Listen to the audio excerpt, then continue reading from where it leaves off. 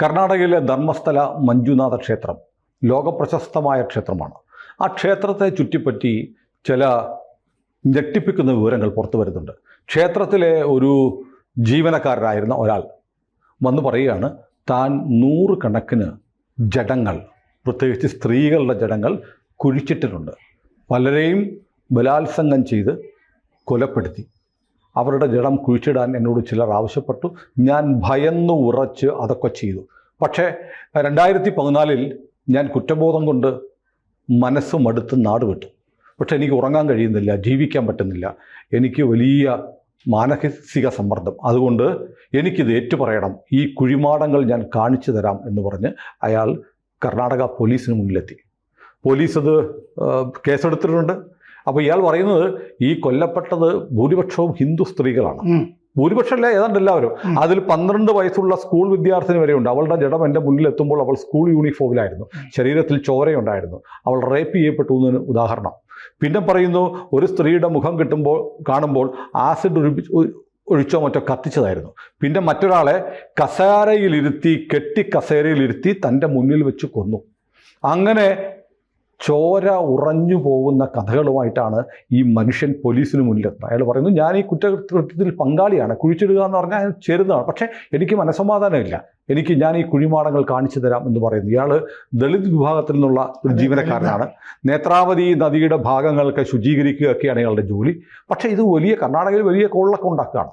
ആ വലിയ വിശുദ്ധമായ പ്രസിദ്ധമായ ഒരു വൈഷ്ണവ ക്ഷേത്രത്തിന് ചുറ്റും ഉള്ള സ്ഥലത്ത് നടന്നു എന്നാണ് ഇയാൾ പറയുന്നത്. കാരണം നമുക്ക് ഈ നക്സൽ വർഗീസിൻ്റെ കേസ് അറിയാമല്ലോ.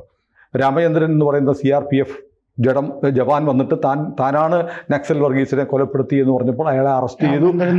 രാമേന്ദ്രൻ നായർ അയാൾ ജയിലിൽ പോയി ഒക്കെ ചെയ്തു. അതുപോലെ ഈ കുറ്റകൃത്യത്തിൽ പങ്കാളിയായതാണ് ഇയാൾക്കും ശിക്ഷ കിട്ടുമെന്ന് അറിഞ്ഞുകൊണ്ട് ഇയാൾ ഈ വെളിപ്പെടുത്തലുമായി വന്നിരിക്കുന്നു. പക്ഷെ നമ്മുടെ നാട്ടിലെ മാധ്യമങ്ങളൊന്നും വാർത്തയില്ല. കർണാടകയിൽ അത്യാവശ്യം ചർച്ചയായിട്ടുണ്ട്. നമ്മുടെ മാധ്യമങ്ങൾ എടുത്തു തുടങ്ങുന്നു എന്ന് പറയാം. ഇത് കുറച്ച് ദിവസമായി ഇദ്ദേഹം ജൂലൈ 3-ാം തീയതി അതെ ഒരു കത്ത് ആദ്യം ഇദ്ദേഹത്തിന്റെ വക്കീൽമാര് ഓജസ്വി ഗൗഡ, സച്ചിൻ ദേശ്പാണ്ഡെ ഭയം കൊണ്ട് തന്റെ പേര് പറയരുത് പോലീസിനോട് പറഞ്ഞിട്ടുണ്ട്. ഇത് ബെൽത്തങ്ങാടി പോലീസ് സ്റ്റേഷൻ അതിർത്തിയിലാണ് ഇത് വരുന്നത്. മഞ്ജുനാഥ ക്ഷേത്രം ധർമ്മസ്ഥല നമ്മുടെ നാട്ടിൽ നിന്നും ധാരാളം ആളുകൾ പോകുന്നതാണ്. ഞാനും അവിടെ പോയിട്ടുണ്ട്. ഒരുപാട് ആളുകൾ അന്നദാനം വലിയ തോതിൽ നടക്കുന്ന സ്ഥലവുമാണ്.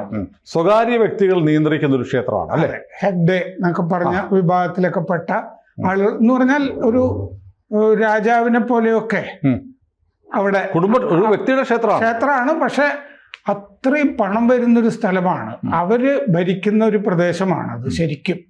ബെൽത്തങ്ങാടി ആണെങ്കിൽ ധാരാളം മലയാളികൾ കുടിയേറ്റക്കാരും ഒക്കെ ഈ അടയ്ക്ക ഒക്കെ കൃഷിയൊക്കെ ചെയ്യുന്ന സ്ഥലങ്ങളൊക്കെയാണ്. അപ്പോൾ ഈ കൊല്ലപ്പെട്ട കൂട്ടത്തിലൊരു മലയാളി യുവതിയുടെ പേരും വരുന്നുണ്ട്. ഈ കുസുമലത, പുഷ്പലത അതുപോലെ പേരുള്ള ഒരു സ്ത്രീയും. അപ്പോൾ ഇനി വേറെയും മലയാളി പേരുകൾ ഇത് ഈ കൂട്ടത്തിൽ വരുമോ എന്ന് നമുക്കറിയില്ല. പക്ഷെ ഇത് കുഴിക്കാനൊക്കെ ആയിട്ട് പോലീസ് വേണ്ടത്ര ശ്രദ്ധ കാണിക്കുന്നില്ല, ശുഷ്കാന്തി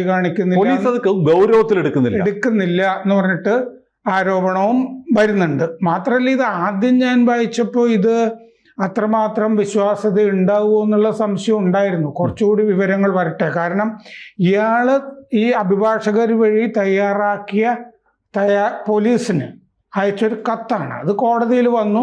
കോടതി ഇയാൾക്ക് പ്രത്യേക സംരക്ഷണം കൊടുക്കാൻ പോലീസിനോട് ഉത്തരവിട്ടിട്ടുണ്ട്. അപ്പോൾ പോലീസ് കോടതി പ്രഥമ ദൃഷ്ട്യാ ഇതിലെന്തോ കഴമ്പുണ്ട് എന്ന് തോന്നിയിട്ടുണ്ട്. ഇയാൾക്കിപ്പോൾ സംരക്ഷണമുണ്ട്. ഇയാൾ പറയുന്നത് ഒരു ദശകം മുമ്പ് ആണ് ഈ കൊലപാതക പരമ്പരകൾ നടന്നത്.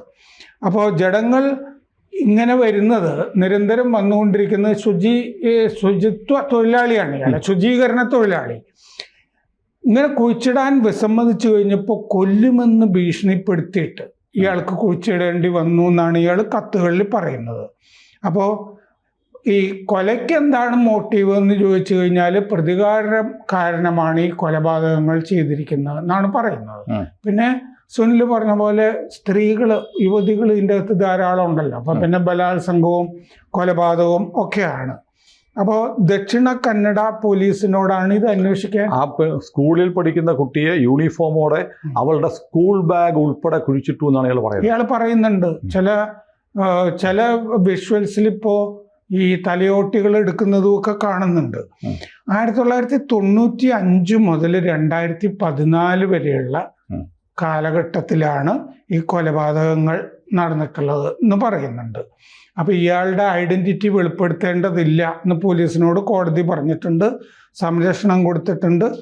ഈ ക്രൂരമായി കൊലപ്പെടുത്തുന്നത് കണ്ടിട്ടുണ്ട് എന്ന് ഇയാൾ പറഞ്ഞിട്ടുണ്ട്. അയാളുടെ മുന്നിൽ വെച്ച് കൊന്നിട്ടുണ്ട്. ജഡങ്ങള് ബലം പ്രയോഗിച്ചിട്ട് മറവ് ചെയ്യിക്കുകയായിരുന്നു, കുഴിച്ചിടിയിക്കുകയായിരുന്നു ഈ വനപ്രദേശങ്ങളിലൊക്കെ എന്ന് അയാൾ പറഞ്ഞിട്ടുണ്ട്. 2014 ഇയാള് അടുത്ത സംസ്ഥാനത്തേക്ക് പറയുന്നില്ല. അത് വായിച്ചപ്പോ ഇനി കേരളത്തിലേക്കായിരിക്കുമോ കാസർഗോട്ടേക്കായിരിക്കുമോ, ചിലപ്പോൾ ആയിരിക്കാം കേരള ആവാം, തമിഴ്നാടാവാം, ഒക്കെ അല്ലെങ്കിൽ വടക്കോട്ട് എവിടെയെങ്കിലും ആവാം. അതെ, ബെൽത്തങ്ങാടി കഴിഞ്ഞ് ഇങ്ങോട്ട് പോകുന്നതോ ഒക്കെ ആകാം. അപ്പോൾ അടുത്ത സംസ്ഥാനത്തേക്ക് പലായനം ചെയ്തു എന്ന് പറയുന്നുണ്ട്. അത് ജീവനും കുടുംബത്തിനും ഭീഷണി. ഇവർ ഈ വലിയ സ്വാധീനമുള്ള ആളുകളാണ്, അവരിൽ നിന്ന് ഭീഷണി വന്നിട്ടാണ്. അതുകൊണ്ട് ജഡങ്ങൾ ഇനി പുറത്തെടുക്കേണ്ടതുണ്ട്. അത് ആ കത്തിൽ പറഞ്ഞിട്ടുണ്ട്. മരണം നിങ്ങൾ അന്വേഷിക്കുകയും വേണം, ജഡം പുറത്തെടുക്കണം, മരണം അന്വേഷിക്കണം. കാരണം കുഴിച്ചിട്ട സ്ഥലങ്ങൾ ഇയാൾക്കറിയാം, അയാൾ അത് കാണിച്ചു കൊടുക്കേണ്ടതുണ്ടല്ലോ. അപ്പൊ ഇയാളുടെ മേൽനോട്ടക്കാരൻ ഇയാളെ തല്ലി 1998 ഭീഷണിപ്പെടുത്തി മറവ് ചെയ്യാൻ മടിച്ചപ്പോൾ ഇയാൾ പറഞ്ഞിട്ടുണ്ട്. ചിലത് ബലം പ്രയോഗിച്ച് കത്തിക്കുകയാണ് ചെയ്തത്. ജഡങ്ങള് ഡീസൽ ഉപയോഗിച്ചാണ് കത്തിച്ചത്. പല സ്ഥലങ്ങളിലായിട്ടാണ് മറവ് ചെയ്തത്. അല്ലാതെ ഒരു ശ്മശാനത്തില് മറവിയോ ഒന്നും അല്ല. ശ്മശാന സൂക്ഷിപ്പുകാരനും അല്ല ഇയാള്, ശുചിത്വ തൊഴിലാളി എന്ന് പറയുന്ന ആള്. ഇയാളുടെ കുടുംബത്തിലെ തന്നെ ഒരു പെൺകുട്ടിയെ ശാരീരികമായി പീഡിപ്പിച്ചിട്ടുണ്ട് ഇയാൾ പറഞ്ഞു. അങ്ങനെ പീഡിപ്പിച്ചപ്പോഴാണ് ധർമ്മസ്ഥലയിൽ നിന്ന് ഇയാൾ പലായനം ചെയ്തത്. അങ്ങനെയാണ് കത്തിൽ പറയുന്നത്. ശക്തരായ ആളുകൾ ഈ കൊലപാതകത്തിന്റെ പിന്നിലുണ്ട്, ഒന്നിൽ കൂടുതൽ ആളുകളുണ്ടെന്നർത്ഥം. സുരക്ഷ കിട്ടുകയാണെങ്കിൽ കൂടുതൽ കാര്യങ്ങൾ വെളിപ്പെടുത്താം എന്നും ഇയാൾ പറഞ്ഞിട്ടുണ്ട്. ഇവരെ ശാരീരികമായി ഉപയോഗിച്ച ശേഷം കഴുത്ത് ഞെരിച്ച് കൊല്ലുകയായിരുന്നു എന്നയാൾ പറഞ്ഞിട്ടുണ്ട്. ഈ സ്കൂൾ വിദ്യാർത്ഥിനിയുടെ ജഡം കൊണ്ടുവരുമ്പോൾ യൂണിഫോമിലുള്ള അവളുടെ കഴുത്ത് ഞെരിച്ച് കൊന്നതിന്റെ പാടുകളും ഉണ്ടായിരുന്നു. അപ്പോൾ ആദരവോടെ അല്ല അന്ത്യകർമ്മങ്ങളൊന്നും നടന്നിട്ടുള്ളത്. അപ്പോൾ പെട്രോൾ ഒഴിച്ച് എന്താ ആദരവ്? കാരണം അവസാനം കൊടുക്കേണ്ട ഒന്നും. അപ്പോൾ എന്നെ ഇപ്പോൾ പാപം വേട്ടയാടുന്നു, ചെയ്ത പാപം വേട്ടയാടുന്നു. അതുകൊണ്ടാണ് ഞാനിത് തുറന്നു പറയുന്നതെന്ന് അയാൾ കത്തിൽ പറഞ്ഞിട്ടുണ്ട്. ഏതായാലും വല്ലാതെ ഞെട്ടിക്കുന്ന ഒരു സ്ഥലമാണ്. ഇപ്പൊ മഞ്ജുനാഥ ക്ഷേത്രമൊക്കെ ഈ കേരളത്തിൽ എത്ര പോപ്പുലർ ആണോ? കേരളത്തിൽ നിന്ന് പോകുന്ന ധാരാളം, പ്രത്യേകിച്ച് നമ്മൾ ചില സംസ്ഥാനങ്ങളിലെ തൃശ്ശൂരിന്റെ അപ്പുറത്തേക്ക് അവിടെ നിന്നൊക്കെ ധാരാളം ആളുകൾ അങ്ങോട്ട് പോകാറുണ്ട്. കാരണം എന്താണെന്ന് വെച്ചാൽ അക്കോമഡേഷനും ഫ്രീയാ. ഓ, അത് ശരി. നമുക്ക് വലിയ ഹാളുകളിലൊക്കെ ആയിരിക്കും, ഡോർമിറ്ററീസ് ഉണ്ട് അവിടെ ധാരാളം. അത് സൗജന്യമാണ്, നമുക്ക് പോയി താമസിക്കാം, ഭക്ഷണവും സൗജന്യമാണ്. അല്ല, അതിപ്പോ ഈ കർണാടക ദേവസ്വം ബോർഡിന്റെ കീഴിലുള്ള ക്ഷേത്രമാണോ? അല്ലല്ല, അത് സ്വകാര്യ ക്ഷേത്ര ആണല്ലേ. വീരേന്ദ്ര ഹെഗ്ഡെ എന്ന് പറഞ്ഞ ഒരാളാണ്. ഞാൻ വീരേന്ദ്ര ഹെഗ്ഡെക്കെതിരെ വലിയ അലിഗേഷൻസ് ഒരു കാലത്തുണ്ടായിരുന്നു, മുമ്പും ഉണ്ടായിട്ടുണ്ട്. ഇപ്പൊ മാത്രമല്ല, ഇപ്പൊ അവിടെ ഒരു കൊലപാതകവുമായി ബന്ധപ്പെട്ടൊരു കേസന്വേഷണം ഇപ്പൊ നടക്കുന്നുണ്ട്. സുകന്യ എന്ന അങ്ങനെ മറ്റോ ഉള്ളൊരു ഒരാളുടെ മരണവുമായി ബന്ധപ്പെട്ട ഒരു കേസ്. സുകന്യ എന്താണെന്നറിയില്ല, അത് സമാനമായ ഒരു പേരാണ്. ഇപ്പം ഏതായാലും നമ്മുടെ ഈ ക്ഷേത്ര നഗരി എന്ന് പറയുന്ന ധർമ്മസ്ഥല, ഈ മഞ്ജുനാഥ ക്ഷേത്രം അറിയില്ലെങ്കിലും ധർമ്മസ്ഥല എന്ന് പറയുന്ന സ്ഥലത്ത് നിന്നുള്ള ഈ വാർത്ത, അതായത് 95 മുതൽ 2014 വരെ എന്ന് പറയുമ്പോൾ ഏതാണ്ട് 19 വർഷക്കാലം കൊണ്ട് ഇയാൾ പറയുന്നത് 100 കണക്കിന് ആളുകളെ കൊന്നിട്ടുണ്ടെന്നാണ്. അങ്ങനെയാണ് പറയുന്നത്. അപ്പോൾ ഒരു വലിയ കൂട്ടക്കൊല നടന്നിട്ടുള്ള സ്ഥലമാണ്. ഇതൊന്നും പരാതിയും കേസുമായിട്ട് വന്നില്ല. അതൊക്കെയാണ് ഞാൻ ഇത് ആദ്യം വിശ്വസിക്കാതിരുന്നത്. കാരണം കാണാതായി കഴിഞ്ഞാൽ ഏതെങ്കിലും അതിന്റെ വരും, ചിലപ്പോൾ വന്നിട്ടുണ്ടാവാം. അത് ഈ വലിയ സ്വാധീനമുള്ള സത്യത്തിൽ ഇത് ആദ്യം പുറത്തേക്ക് വരുന്നത് ഒരു മലബാറിൽ ഒരാള് 2 കൊലപാതകം ചെയ്തു കോഴിക്കോട് ജില്ലയിൽ പറയുന്നില്ലേ, അടുത്ത ദിവസമാണ് ഇത് ധർമ്മസ്ഥലത്ത് വരാൻ തുടങ്ങിയത്. അപ്പോൾ അതിൽ തന്നെ ഐഡന്റിറ്റി വ്യക്തമല്ല. ആരാണ് കൊല്ലപ്പെട്ടത്? ആരാണ് കൊല്ലപ്പെട്ടതെന്ന് അറിയില്ല. ഇത് ഇത്രയും പേരെന്ന് പറയുമ്പോൾ പല പോലീസ് സ്റ്റേഷനുകളിൽ പരാതി വരേണ്ടത്. ചില കേസുകളിൽ ഇയാളുടെ വെളിപ്പെടുത്തലനുസരിച്ച് കഴിഞ്ഞ് കുഴിച്ചെടുത്തു. അത് ജഡങ്ങൾ കുഴിച്ചെടുത്തിട്ടുണ്ട്. മാത്രമല്ല, ഒരു മലയാളി കുട്ടിയുടെ എന്ന് ഞാൻ പറഞ്ഞില്ലേ, ആ കുട്ടിയുടെ ബ്രദർ, സഹോദരൻ രംഗത്ത് വന്നിട്ടുണ്ട്. ഇങ്ങനെ പോയിട്ടുണ്ട്. അല്ല, ഒരു സ്ഥലത്ത് നിന്നെങ്കിലും ശരീരാവശിഷ്ടങ്ങൾ, അസ്ഥികളൊക്കെ കിട്ടിക്കഴിഞ്ഞാൽ, ഇപ്പോൾ 2014 അവസാനത്തെ കൊലപാതകം നടന്നതെങ്കിൽ പോലും ഇപ്പോൾ എത്രയായി? 11 വർഷം കഴിഞ്ഞു. 95 പിന്നെയും ഒരുപാട്. അപ്പം ബോഡി കിട്ടത്തില്ല, അസ്ഥികൾ കിട്ടാം, തലയോട്ടികൾ കിട്ടാം. അപ്പോൾ ഏതായാലും വല്ലാതെ ഞെട്ടിക്കുന്നൊരു വാർത്തയാണ്. എന്തുകൊണ്ടോ ഇത് വലിയ ചർച്ചാ വിഷയമായി മാറിയിട്ടില്ല നമ്മുടെ തൊട്ടടുത്ത സംസ്ഥാനത്താണ്.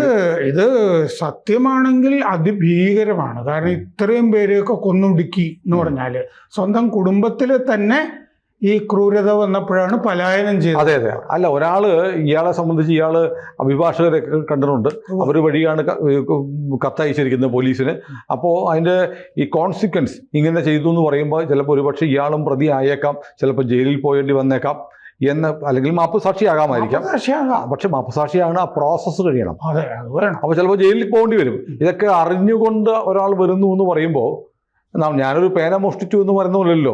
ഞാൻ 100 കണക്കിന് കൊലപാതകങ്ങൾ കണ്ട് അതിൽ പലരെയും ഞാൻ കുഴിച്ചിട്ടു എന്ന് പറഞ്ഞാൽ കുറ്റവാളികൾക്ക് സഹായം ചെയ്തു എന്നാണ്. ഈ പാപബോധം വേട്ടയാടുക എന്നുള്ളത് ശരിയാണ്. കാരണം എന്താന്ന് വെച്ച് കഴിഞ്ഞാല് മറ്റേ മാടത്തരുവി കൊലക്കേസ് പറയുന്നില്ലേ, മറിയ കുട്ടികൾ, അതിലൊരു ഡോക്ടർ ബെനഡിക്റ്റിന്റെ കള്ളസാക്ഷി പറഞ്ഞത് കൊണ്ടാണ് എന്ന് പറഞ്ഞിട്ട് ഡോക്ടർ പിന്നീട് രംഗത്ത് വന്നല്ലോ. എന്റെ കള്ളസാക്ഷിയാണ് ബെനഡിക്റ്റ് തടവിലാവാനുള്ള കാരണം എന്ന് പറഞ്ഞു വന്നിരുന്നു.